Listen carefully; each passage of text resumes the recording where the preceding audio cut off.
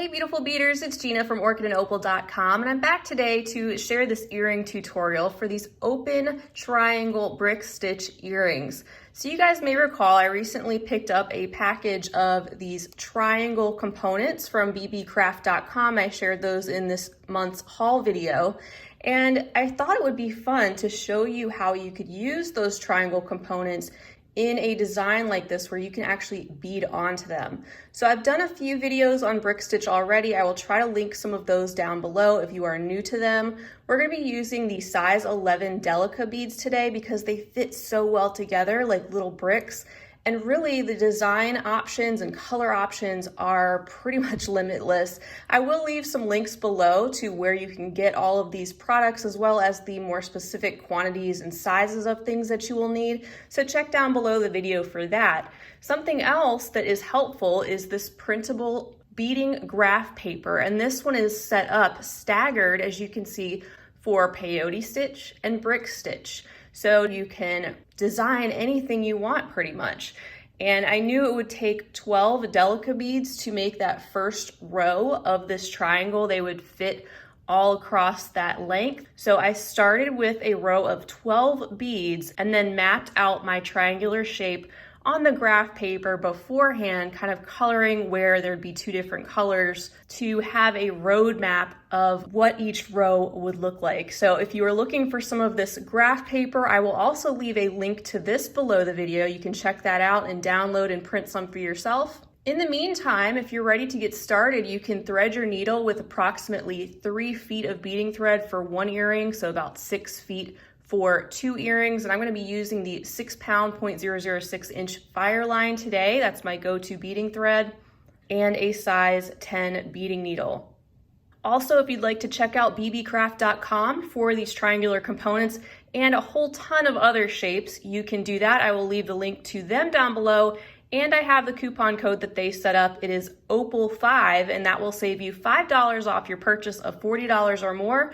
And they have free international shipping on purchases over $25. So without further ado, let's go ahead and get started. All right guys, so here is a very close-up look at this earring, and as you can see, we're going to be attaching our first row here to get started, and the goal is to keep our threads as nice and neat as possible, and also you'll want to think about what color your thread is and try to match your component as best you can, unless you want it to stand out a little bit more. I'll be using the smoke color Fireline because it's so much easier to see on the tutorial than the crystal. But I also think it blends very well with this design. So today we'll be using the 2 colors. We have a silver and a black, and we're actually going to be working from our widest side, the base of this triangle, to the very tip. The most challenging part, like most everything in beading, is just getting started, and then it's just a matter of repeating the same steps over and over again.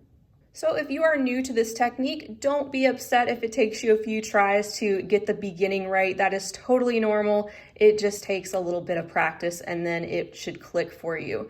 So what we want to do is start from the left base of our triangle, and we're going to be picking up just our first bead, and that's going to be silver. So if we look at our road map down here, the first bead at the base is the green. So basically the green is going to be the silver, the blue is going to be the black in this particular design. I find it's really helpful to use highlighters because then you can see the lines of the beads underneath.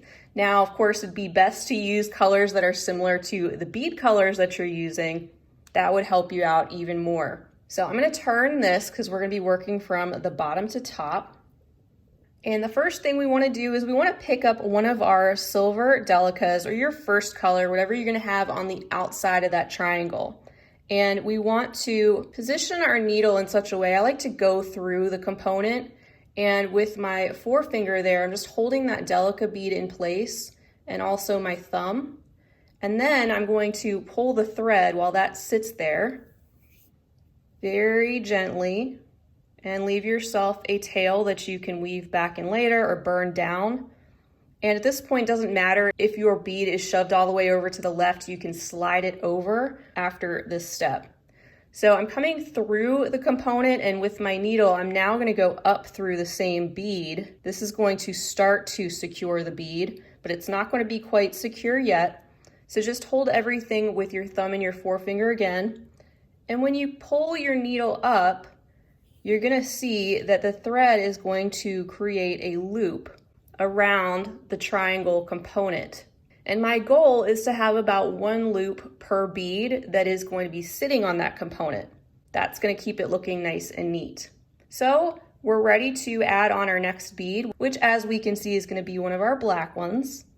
So just hold this in place as best you can with your thumb and your forefinger, and then pick up your next bead. With this one again, I am going to slide my needle through the component and place that next bead right next to the first silver bead and pull my needle through the center of that component slowly and gently so that the next bead starts to sit right next to the first one. And you can see the thread is starting to wrap around this component. And so when we go back up through the bead on the other side, it's going to start to connect that bead to the component with another loop of thread underneath. Now you can see these have a pretty large gap in between, and that's okay. All we have to do is pull the thread and they can slide together. This is gonna be kind of fluid until we get that first row all straightened out and the beads sitting next to each other. So let's see what our third bead is in that row. That is going to be another silver. So I'm gonna pick that up. And just like we did before, I'm going to go through the center of the component and pull, holding that third bead in place that is going to sit next to the other beads. And we're gonna go up through the bead we just added on the other side. So holding all of that together and pulling. Again, if you have a gap, no big deal. All you have to do is pull the thread and slide those together. So now we have 3 beads on. We're gonna continue in the same manner for all 12 beads that are gonna sit along the edge of that triangle. So the next 2 beads are actually going to be my black beads. But again, with brick stitch, when you're in the rows, you're just going one at a time. So adding on my next black bead, pull. And the more beads you get on, the more secure the row starts to feel. So I don't feel like these are going to slide off now. They're pretty well into place. So I'm adding on my next bead, which is a black, and going up through the same bead that I just added to create another loop. So this is what we have so far. Our next 2 beads are going to be our next color, which is the silver. So we're gonna pick one up and go through the triangle. Hold that there and go back up through the bead and continue on. So at this point, we're about halfway through that first row and we need another silver. That's gonna go in the center as well. And just think of all the design possibilities and all the different patterns and colors you could use and get really creative with this triangular shape geometrically. You can have a lot of fun with that graph paper, kind of sketching and coloring different designs out ahead of time and get an idea for what they might look like before you even do any beading. So definitely use that graph paper to your advantage. I tend to use that a lot when I'm doing any kind of brick stitch or special design with peyote stitch. They also make it for different stitches like loom work, where the beads are sitting right on top of each other, or square stitch. The next color is the silver. And don't discount planning out your design ahead of time. It can really save you some time and headache down the road when you are working on actually doing the beading. And then we need a black. There we go. We are almost done with our first row. And you can still slide these down a little bit if you need a little bit more space on the end. We just have one more bead for that bottom row, and that's gonna be our silver. So I'm picking that up, going through the triangle once again, and then we'll go up through the bead like we have been. And try to keep a nice, tight, and even tension on all of this so your first row is sitting together nice and compact without big gaps in between the beads or anything, because that is going to be your foundation for the rest of your beaded triangle. All right, so we have completed our first row and we're ready to move on to the second row. And something else I find helpful to do is if you've created yourself a little pattern, is you can mark off the row that you've already completed, and then you can clearly see where you are picking up, which is especially helpful if you're working on a larger project and you have to set it down and come back to it later. All right, so for our next row, we can see that we want a silver on the outside and then another black. And to decrease in our brick stitch, we're going to be picking up both of those beads, starting with the one that's going on the outside, and then the next color. And just like you do in brick stitch, without beading onto another component, if you're decreasing or increasing, you still start with 2 beads for the beginning of the next row. But if we're decreasing, we're gonna skip over to our second thread bridge. So we're gonna skip this one here and go under the thread bridge that we get to next, which is between that silver and black bead. And again, have my 2 beads on my needle, and I'm gonna pull, and you can see how they're sitting more sideways right now. We want to go up through the black bead, or the second bead that we had strung on, and pull this, and it's getting away from me there. So pull that nice and tight. Our silver one is still sideways. We need to go down that bead, holding everything with our thumb and our forefinger while we pull. And then we want to go back up through the black bead while we hold this. And then give that a nice tight pull while you hold on to this. I like to wiggle it back and forth a little bit, and then it should sit in place pretty well there. Don't worry, it will start to straighten up as we go, but the important thing is we have the 2 beads there in our next row sticking up and also starting to indent or get smaller. So now we're ready to move on with 1 bead at a time, and our next bead is going to be another silver, and we are going to pick that up and go through the very next thread bridge that we get to right underneath that, pull, and then go up that bead.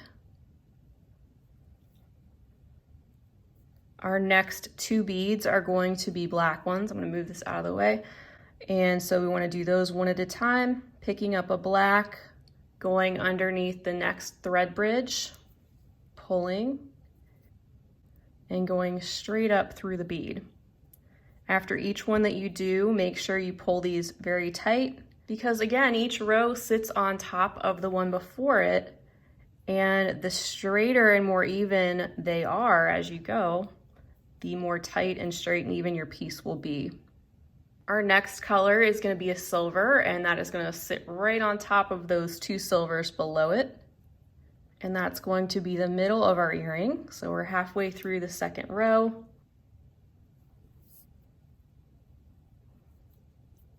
And then the next 2 are black, and we're just mirroring what we did on the other side.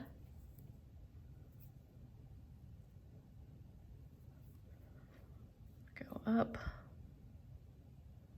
And another black. What's fun about this design too is that each row gets smaller as you go.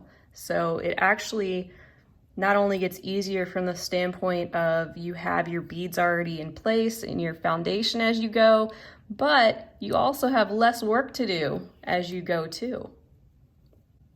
All right, and then back up through that, and we've got 2 more to go for this row, and that is it. So each row is going to decrease by 1 bead. Putting on our black.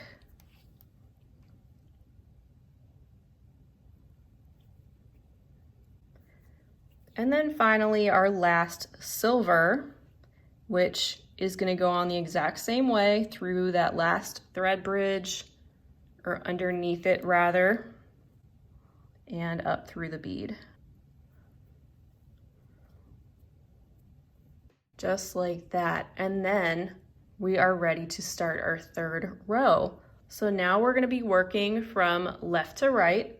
And again, we're gonna be decreasing. So we're gonna still pick up 2 beads, the outside color silver, and then the next color, the black. We're gonna skip over the first thread bridge we get to and go underneath the second thread bridge that we get to. We're gonna go up through the black bead and down through the silver one that is on that side. And back up the black bead to get us in place for our next bead of the 3rd row. That's what we have so far. And let's complete this row together before I cut you loose. So I'm picking up the silver, which is our next one, through there. And then again, we need 2 black, one at a time though. And the more you have done, the more you have to hold on to, which is helpful, especially as you pull this tight. And the next black.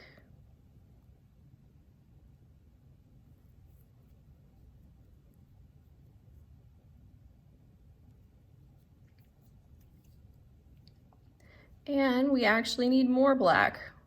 We need to continue on with that same color.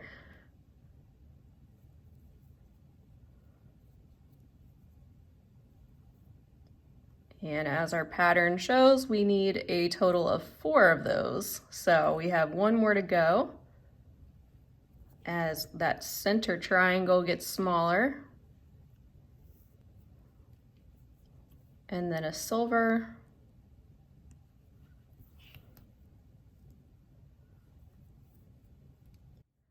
And then a black.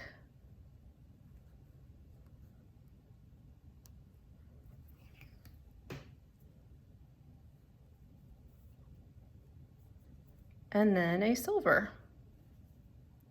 Going through that last thread bridge, right under that.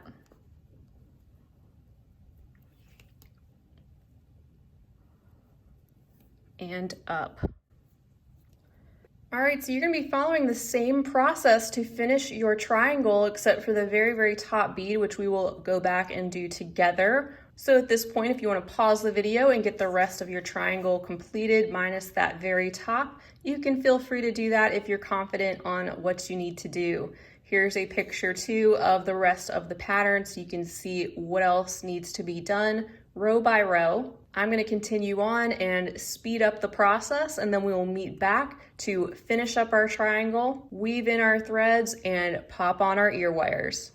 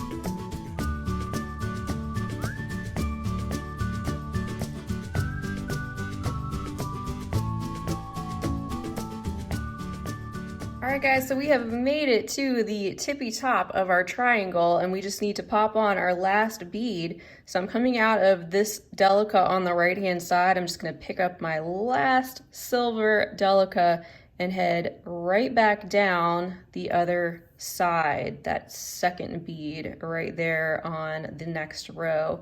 And that Delica bead is going to sit sideways right on the top or bottom of the triangle, depending on how you look at it. I'm gonna go back up the next Delica in that second to last row, through that end Delica one more time, and back through this again once more, just to keep that nice and secure since it's sitting on the end. And at this point, we can weave back in our thread. So I just go diagonally. I'm going back down that bead again in that second to last row. Then I'm gonna head over and through this black bead in the center of the third to last row. And you can just do that as much as you want. If you weave your thread back in that manner, you probably won't even have to tie it off, and you won't create a knot in between your beads, which are sitting together nice and tight. However, you are welcome to make a little half-hitch knot, or you can do a combination, whatever you are comfortable with. If I were to make a little knot, it would be what I will do over here on the side, where I'm going in between two of those beads on the side and then creating a loop that I go through, pull it tight, and then head back down the beads on the side and pull to hide that knot that was created.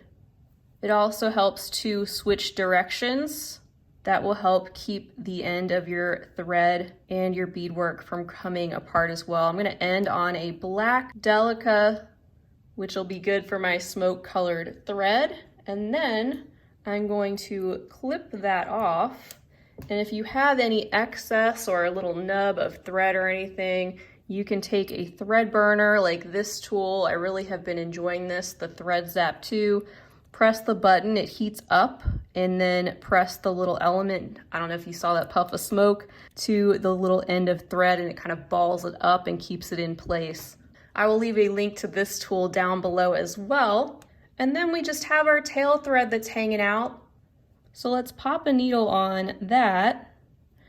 And then something I like to do with this to better secure that end Delica is just go back down through the bead that's right next to it, hide the thread right in that crevice in between the rows, go back up through the next one, just kind of weave back and forth through that bottom row or move up to the next one, but don't create any new loops on that triangle if you can help it. Keep those threads on the triangle nice and neat just like that, since they are going to be visible. But as you can see, I'm just going in different directions, one bead at a time, until my thread gets too short and I need to trim it off. So I'm actually going to trim it off right there with my scissors, and I left a little bit of thread to show you the thread zap in action. So get ready. It's the little things, guys. All right, so I'm gonna press the button to heat up the element. You can see a little puff of smoke come out sometimes, and then I'm gonna touch the end of that thread to the element, and it burns it right down. And you really can't even see it. I love that little tool. Now, all we need to do is pop on an ear wire. You're welcome to put on a jump ring in between the ear wire and your finding if you'd like it to lay the other way. But I am good with it sitting just like this. And there is a look at our finished brick stitch earring. So have fun with this. Have fun with the colors and patterns that you decide to create. Don't forget to check out the links below the video for all of the recommended products and places to get those items, especially beebeecraft.com, where you can, don't forget, use the coupon code OPAL5 to save $5 off your purchase of $40 or more. And I will also link to some of that printable graph paper so you can design your own. Feel free to leave me a comment down below. Let me know what you thought of this design, or if you gave it a try and how it went, because I always love to hear from you. I hope you have a fabulous rest of your day. I hope you're staying safe and creative. And until next time, as always, happy beading. If you enjoyed this video, don't forget to give it a big thumbs up. For more content like this, don't forget to subscribe and hit the bell to be notified of my latest videos. You can check out the information section below this video for links to all my social media handles, recommended products, and my shop and blog at orchidandopal.com. Thanks for watching.